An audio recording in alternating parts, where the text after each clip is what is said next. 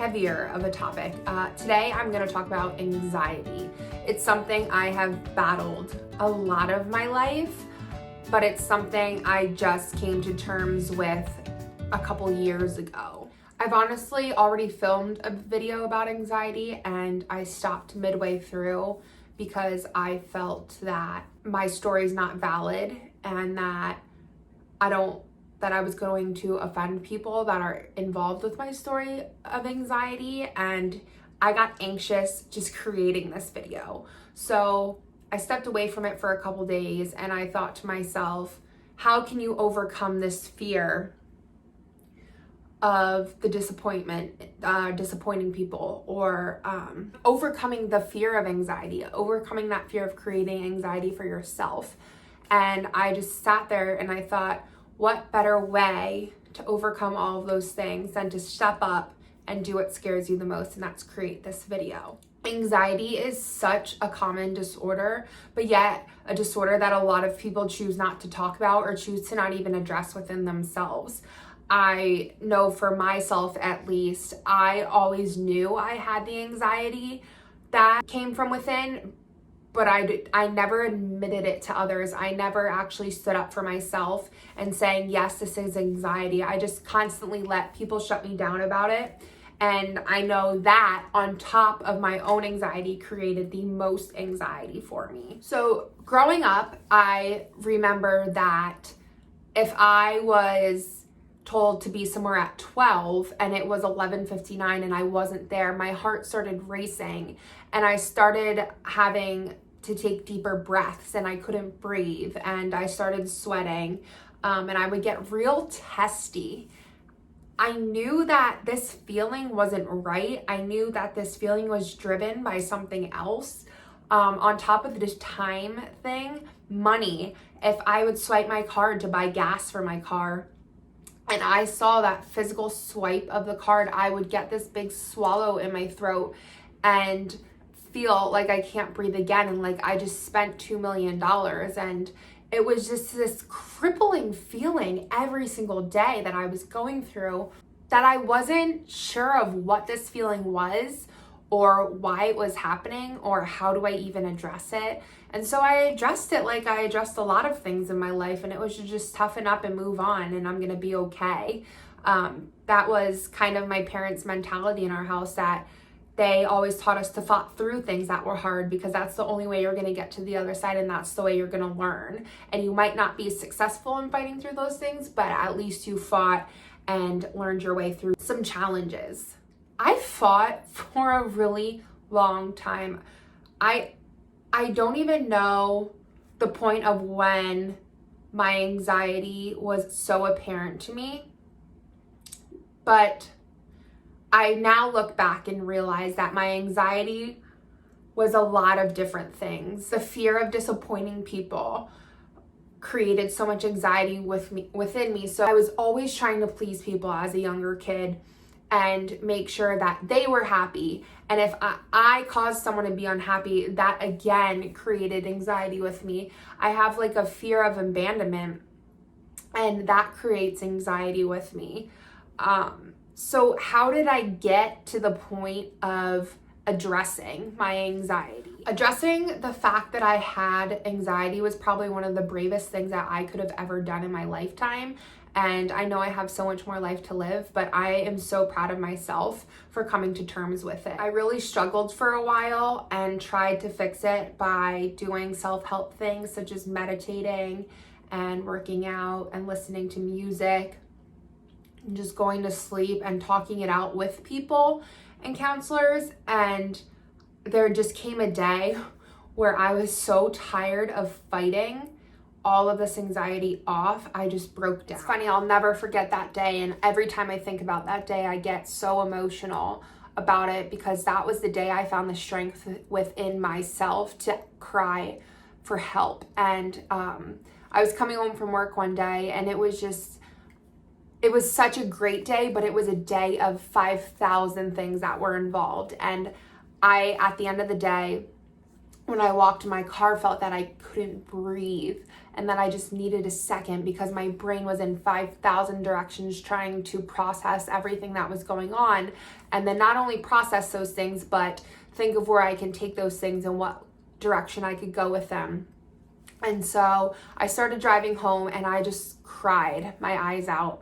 And I couldn't go home because the reason I held my anxiety in for so long and tried to fight it by myself is because I struggled admitting to my parents that I had anxiety, and I thought I was going to be weak to them if I had anxiety and a letdown to them if I told them I had anxiety. So I called my aunt and I was bawling my eyes out. I said, I need to come to your house. I can't go home. And so she didn't ask any questions. She said, okay, just get here safe, take your time. I got to her house and we went in and she said, what is going on? And I was shaking so much. I said, I can't breathe. I can't do this anymore. I'm so tired of fighting. I said, my anxiety is through the roof. And I should have known this was coming because weeks leading up to this full anxiety attack, I was being so testy. I was so short-fused with my parents, and that's the sign. That should have been like my huge red flag because I adore my parents so much and I am never that testy with them. Of course, I get agitated and can cop an attitude sometimes, but everyone cops an attitude with someone at one point in their lives. And what disappointed me the most is I was upsetting them and being rude to them, and I didn't know why I couldn't control it. And the feeling of not having control of your emotions is the worst feeling in the world. So my aunt sat me down and she heard me out and she goes, I am not going to tell your parents you are here, and I won't tell them. I'll let you tell them. But you need to call the doctor's office as soon as they open up and be seen by a doctor. You cannot go on like this anymore. And in that moment, my aunt saved me more than ever, because if she had not pushed me, I don't know if I would have ever seen a doctor and gotten help. Driving to the doctors that day, I didn't tell anyone I was going besides my aunt because she texted me confirming I made an appointment. But I just remember all the emotions leading up to walking in those doors of the doctor's office and how I was proud of myself but upset with myself that I was this way and how I couldn't fix myself. And there's so many emotions involved in this whole entire process. I get into the doctor's office, I sit down, I'm starting to talk with her, and I am just full on crying in front of her, and crying because this is the first time in years where I finally feel that I don't have to fight by myself anymore and someone's going to fight with me. And she was so great. She heard me out. We found some solutions to help me cope, and I did not turn back after that day. So I want to talk about where I'm at now and what I've realized having help now.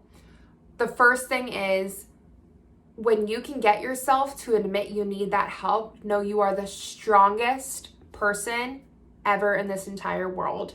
There is no one stronger than you in that exact moment. Know that the process is going to take a little while to be consistent.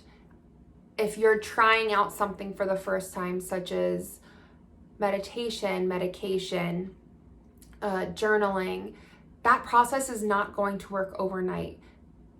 Be comfortable for going along with that ride in the moment. Know your triggers. I know that my triggers are time. The time's the biggest trigger for me. And I will try and prevent or prepare myself for time-related situations. So I go on vacation with my best friend and her family every year, and they are the most carefree, go with the flow type of people. And they never set a time if we go out to dinner at the beach. And every day I need to tell myself, okay, you're not going to have a set time for dinner, and that's okay. It's okay that you don't know what time dinner is going on. So you just need to get prepared earlier. And that might mean missing out on things for 10 minutes, but I'd rather miss out on things for 10 minutes then set myself up for an anxiety attack. The moment you realize those triggers and what will cause them and then what will prevent them is the moment that you can get a better grasp on your anxiety.